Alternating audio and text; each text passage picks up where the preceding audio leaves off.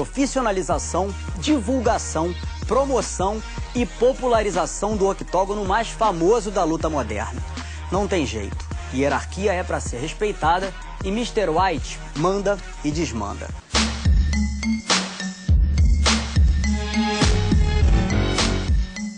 I'm the boss.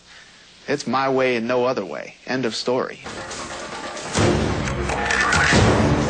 All right, guys, you know the drill. Grande Dana White, estamos ansiosos aqui no Brasil para saber quando você vai trazer o Ultimate para cá, para o país que descobriu, que criou esse esporte.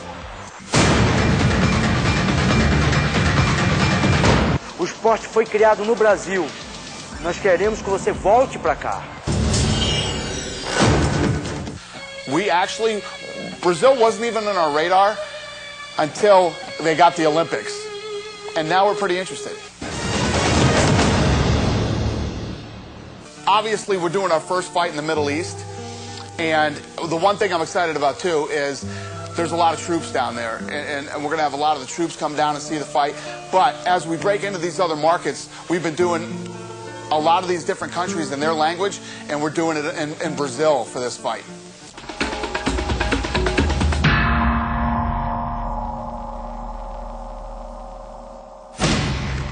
We're a global company. We're a global sport. What we're working on right now, what our goal has always been, is we want the sport of mixed martial arts. The same game of soccer we play here in the United States is the same game that everybody plays all over the world. That's what we want for MMA. And the winner of the 2009 Leading Man of the Year award is Dana White.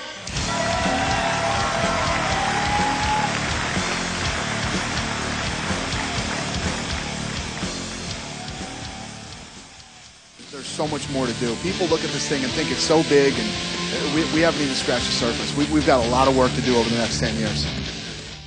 Dana White, com esses novos nomes aparecendo, como Caim Velasquez, o Carvin, o Júnior Cigano, o Brock Lesnar como campeão, Minotauro sempre ali chegando junto. Como é que você vê que vai se desenvolver essa categoria dos pesos pesados?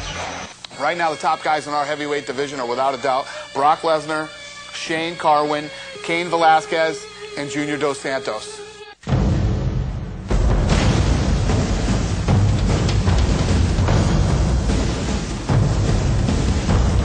Junior Dos Santos is awesome. This guy has come out and knocked out everybody. He's very impressive, and he's in the top of the food chain in the heavyweight division right now.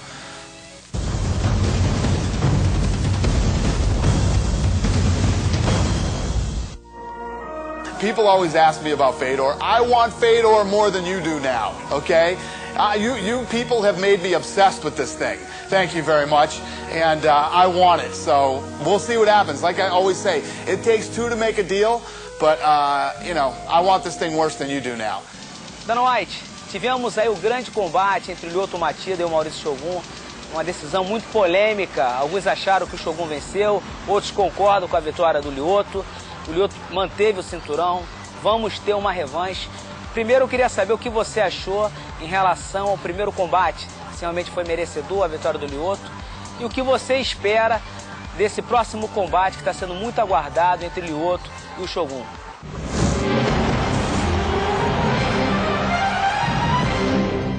I actually scored the fight 3 times. I watched it on tape, and I actually gave it to Shogun.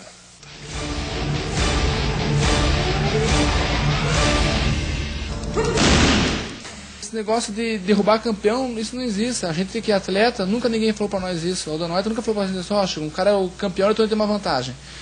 Isso não existe. Eu acho que quando começa, se o cara é campeão ou não, a luta começa 0 a 0, independente dos caras estar com o cinturão ou não.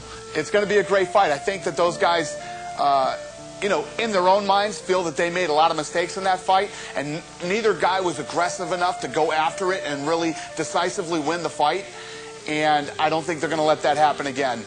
I think they both know what each brings to the table, and they're going to go after it.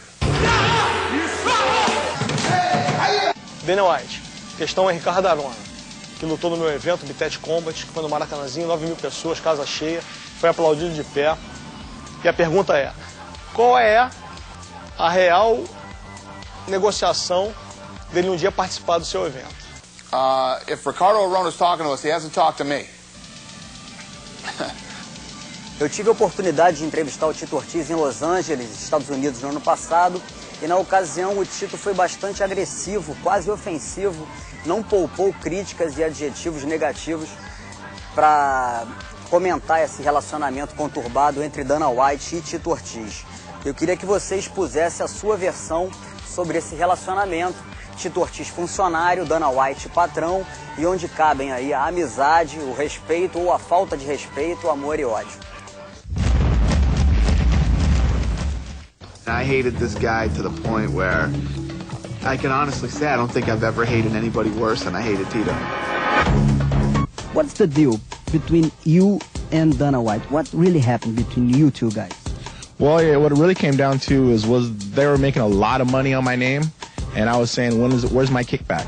What do I get a big percentage, because I'm killing myself for you guys? And yeah, they were paying me okay money, but when they were making $40 to $50 million per fight, and I'm making maybe, $800,000 at the most, where's my big chunk? And people at home, I can imagine saying, God, $800,000, that's amazing money. But when a company's making that much on you for fighting, why shouldn't you get a big percentage? You watch here like Oscar De La Hoya, Golden Boy Promotions, they do with Sugar Shane Mosley, who else is there, Bernard Hopkins. All these guys are making, $10, $15 million purses for fighting. We fight.